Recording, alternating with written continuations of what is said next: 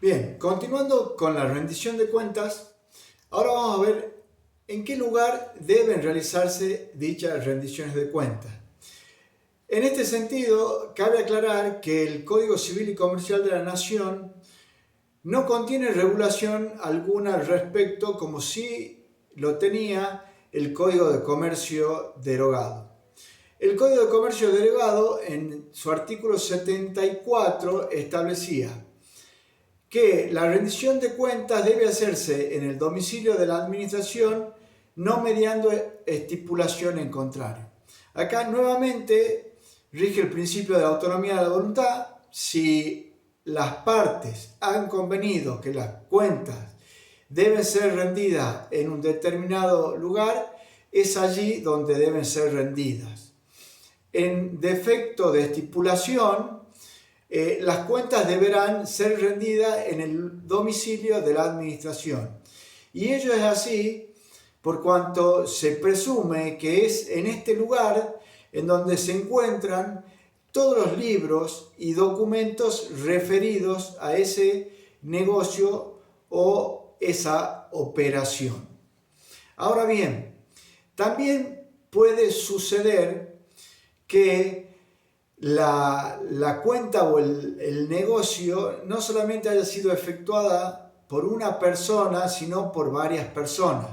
Entonces, ¿quiénes van a ser y hasta qué medida obligados a rendir cuentas? Y en esto, el artículo 71 del Código de Comercio disponía que en los supuestos en donde hubiesen varios administradores, cada uno iba a rendir cuentas de la gestión que tuvo a su cargo. Es decir, que los administradores solamente van a rendir cuenta cada uno de la porción o de la parte del negocio que efectivamente ellos cumplieron o realizaron. Ahora bien, ¿cómo deben efectuarse las impugnaciones a las rendiciones de cuentas? Y en este sentido también cabe aclarar que las impugnaciones a las rendiciones de cuentas requieren de ciertos requisitos que, si bien no están establecidos normativamente, ustedes, cuando vayan a realizar una impugnación, no deben efectuar impugnaciones en términos vagos o genéricos, sino también que es necesario que dichas impugnaciones sean específicas, es decir, indicando cuál o cuáles rubros son los que están impugnando y dando una razón o una explicación de la impugnación, el por qué ustedes están impugnando determinado rubro o determinada cuenta o saldo. Dicho esto, vamos a decir que las rendiciones de cuentas pueden ser efectuadas tanto de forma extrajudicial como judicialmente. Y por ello, y en lo que sigue de esta clase, vamos a abordar el proceso de rendición de cuentas. El proceso de rendición de cuentas se encuentra regulado tanto en el Código Procesal Civil y Comercial de la Nación, dentro del título de Procesos Especiales, en los artículos 652 a 657, y en el Código Procesal Civil y Comercial de nuestra provincia, también como un proceso especial, en los artículos 437 a 443.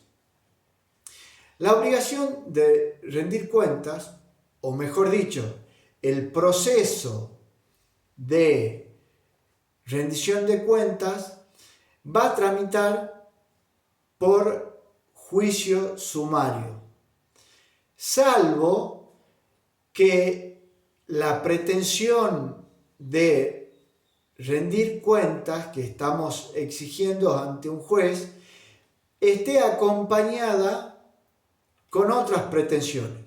Por ejemplo, yo inicio un juicio para que el señor Juan Pérez me rinde cuentas, pero además inicio en ese mismo juicio una pretensión de daños y perjuicios. En este supuesto caso, como ambas pretensiones tramitarían por procesos distintos, la rendición de cuentas por proceso sumario y el daños y perjuicios por proceso ordinario, en este supuesto, la rendición de cuentas tramitará conjuntamente con la acción de daños y perjuicios en un proceso ordinario. Pero veamos el proceso cuando viene o cuando contiene nada más que la pretensión de rendir cuentas. En un principio podemos decir que el proceso de rendición de cuentas puede tener tres etapas. Una primera etapa en donde nosotros buscamos que el juez se expida si es que existe o no la obligación de rendir cuentas. Y tramitará a través de un proceso sumario. La segunda etapa es que una vez determinada la obligación de rendir cuentas, pasamos a la etapa de la rendición de cuentas propiamente dicha, es decir, cuando se presentan las cuentas en el expediente para que el sujeto destinatario de esta rendición las observe o no. Esta rendición de cuentas propiamente dicha va a tramitar a través de las reglas de los incidentes. Y finalmente, una vez rendidas cuentas y determinado el saldo, ya sea acreedor o deudor, el cobro de dicho saldo va a tramitar a través del proceso de ejecución de sentencia. Ahora, veamos entonces las diversas alternativas que tiene este proceso de rendición de cuentas. Puede plantearse el caso que quien inicia la demanda, y esto sucede en la generalidad de los casos, quien pide la rendición de cuentas, como no conoce los pormenores del negocio, no puede presentar una cuenta provisional. Entonces él no puede presentar una cuenta estimada del negocio.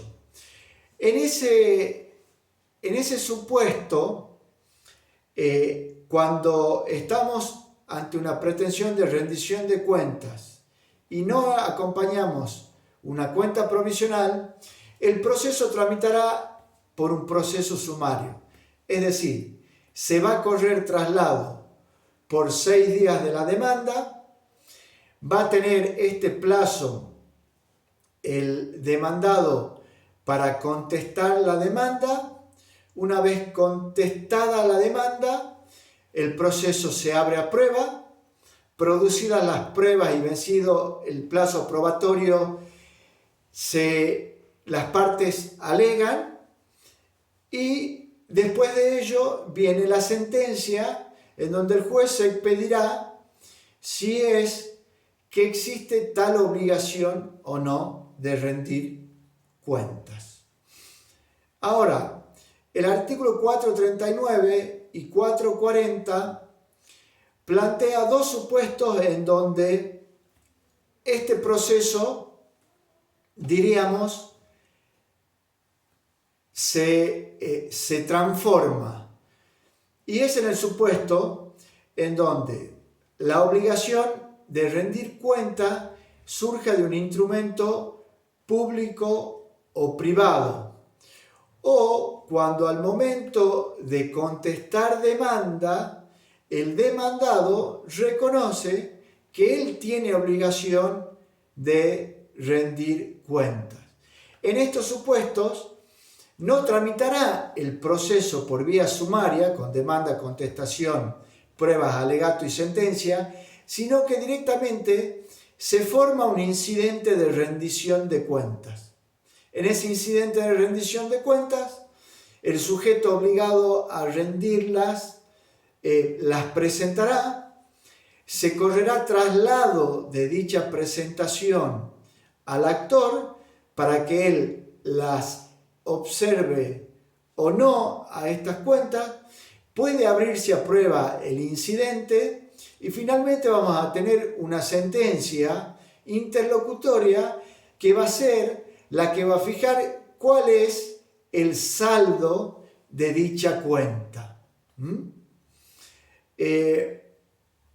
Otro de los supuestos que puedes presentarnos o se puede presentar es que al correr traslado de esta demanda de rendición de cuentas, el demandado no se presente en el juicio o, habiéndose presentado, no conteste la demanda. En esos supuestos rige lo preceptuado por los artículos 192, que nos habla de rebeldía, o 294, que nos habla o hace referencia al supuesto que el demandado se presente y no contesta demanda, en donde el proceso nuevamente se abrirá prueba, habrá alegatos y habrá una sentencia que fije la obligación o no de rendir cuentas, si es que de las probanzas de autos surge dicha obligación.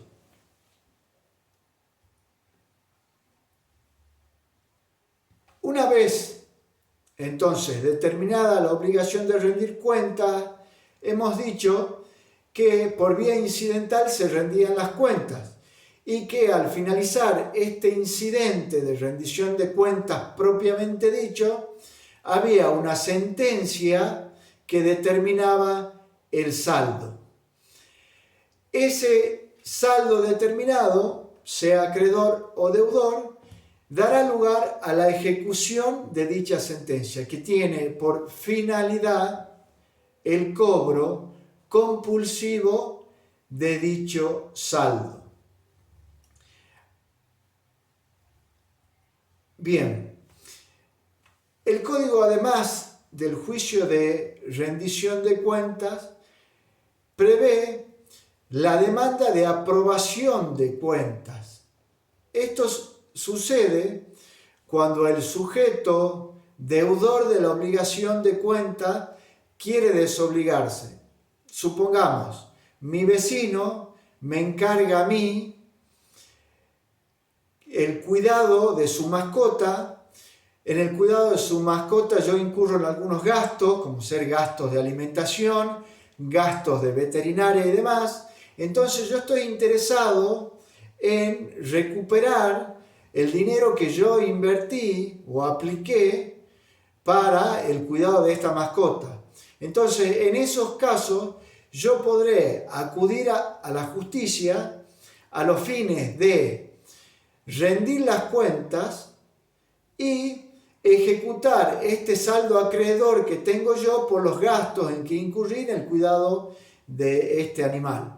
Entonces, el artículo 443 del Código Procesal Civil y Comercial de Tucumán prevé la demanda por rendición de cuentas. El obligado a rendir cuentas podrá pedir la aprobación de las que presente.